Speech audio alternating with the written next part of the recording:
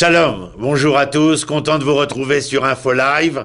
Cette semaine, nous allons traiter d'un sujet qui fait malheureusement trop souvent la une de l'actualité, à savoir la colère et la violence dans une société qui se veut, en tout cas qui se déclare comme postmoderne. Le plus célèbre des commentateurs bibliques, Rachid de Troyes, préfère lui se fonder sur la lecture explicite des versets suivants. Je vous les lis. Et l'Éternel parla ainsi à Moïse, prends le bâton et rassemble la communauté, toi ainsi qu'Aaron ton frère, et dites aux rochers, en leur présence, de donner ses eaux. Tu feras couler pour eux de l'eau de ce rocher, et tu désaltéreras la communauté et son bétail. Moïse prit le bâton de devant l'Éternel, comme il lui avait demandé, puis Moïse et Aaron réunirent l'assemblée devant ce rocher et leur dit, Or écoutez, ô rebelles, est-ce que de devant ce rocher nous pourrions faire sortir de l'eau pour vous? Et Moïse leva la main, et il frappa le rocher de son bâton par deux fois. Il en sortit de l'eau en abondance, et la communauté et ses bêtes en burent. Rachid précise donc que Dieu avait donné l'ordre de parler au rocher et non de le frapper. Si vous aviez parlé au rocher pour en faire sortir de l'eau, j'aurais été sanctifié aux yeux de toute l'assemblée d'Israël, puisque ce rocher qui ne parle, ni n'entend, et qui n'a pas besoin de subsistance, accomplit la parole de l'Éternel, à plus forte raison devons-nous le faire. Est-ce que le miracle de faire sortir de l'eau par la parole est plus grand que celui d'en extraire du rocher? En fin de compte, les deux attitudes constituent des miracles. Et pourtant, la parole devrait avoir par définition, plus d'impact que la force de frappe de Moïse. Nos philosophes n'ont-ils pas défini l'homme comme un Chai Medaber, c'est-à-dire un être vivant et parlant, communicatif, pour agir profondément sur le cœur de l'homme? Il faut donc toujours utiliser la parole. Or, il existe une voix spécifique, susceptible d'influencer chaque cœur en particulier.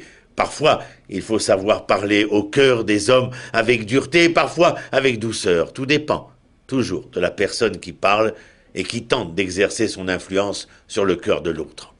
Dans tout dialogue, pour parvenir à convaincre, il faut que celui qui s'exprime sache utiliser avec justesse la parole. Ensuite, il est évidemment indispensable que le cœur et l'esprit de celui qui écoute soient pleinement réceptifs. Si par contre, la parole est dure et le cœur de pierre, les chances de parvenir à un résultat seront bien maigres. Pour donner plus d'amplitude à sa colère, il le martèle à 2 reprises. C'est là l'origine de la faute de Moïse et la source de sa gravité, ayant entraîné sa punition. En tant que chef incontesté du peuple d'Israël, Moïse se doit d'être le modèle même de tous les hauts responsables de ce peuple à travers toutes les générations. Et à ce titre, il aurait dû apprendre à parler avec tendresse, même avec ceux qui ont un cœur dur comme de la pierre. La conduite de l'homme est donc dictée par la transmission de la connaissance et de la sagesse, depuis le ou les chefs spirituels reconnus de tous vers le peuple lui-même. Évidemment, parfois, les structures de l'ordre social appellent l'utilisation d'instruments de pression et de coercition. Face à un voleur, il n'est pas suffisant d'utiliser la persuasion pour l'obliger à restituer l'objet de son délit. Il faut aussi le traîner devant un tribunal, afin que ce dernier prononce une sentence à son égard. De même, nous concevons aisément que la société ait besoin de juges et de policiers pour veiller au respect de la loi. Toutefois, ce n'est pas uniquement d'eux que dépend la conduite de cette société, car l'essence de la stabilité de toute communauté humaine, et donc d'une nation a fortiori, repose avant tout sur la parole. Le Rav Kook écrit à ce propos qu'il ne faut pas utiliser la violence, même envers un rocher muet. En fait, le profond secret de l'épisode de la frappe du rocher nous révèle, selon lui, que Moïse, le cerveau le plus géant de l'humanité, l'âme la plus limpide qui ait jamais existé, a cependant fléchi l'espace d'un instant en voulant mettre en valeur une tendance quelque peu individualiste. Et cette pulsion, si infime fut-elle, au cœur de la personnalité du plus grand des prophètes, l'a amené à frapper le rocher au lieu de lui parler.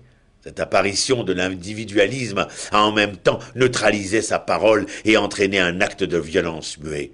Le Maharal de Prague, Rabbi Yehuda Lev, au XVIe siècle, affirme que la transmission des commandements divins par la colère, en lieu et place de la parole, témoigne d'un manque de foi. Selon lui, la colère est une tentative de s'intégrer directement dans le cœur d'autrui en utilisant la violence, tandis que la parole sage est le fruit d'une réflexion posée et de l'intelligence.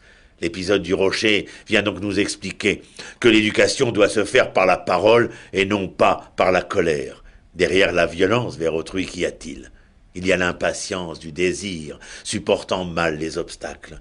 Que vienne s'interposer entre moi et mon désir un obstacle, et l'envie me vient de le détruire. L'envie me vient de forcer le passage.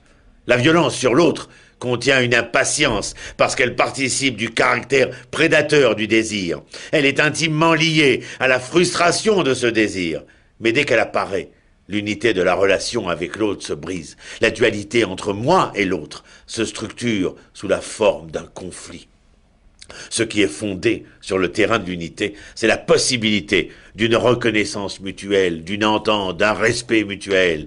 En brisant la relation, la violence détruit ce qui rend possible une communication.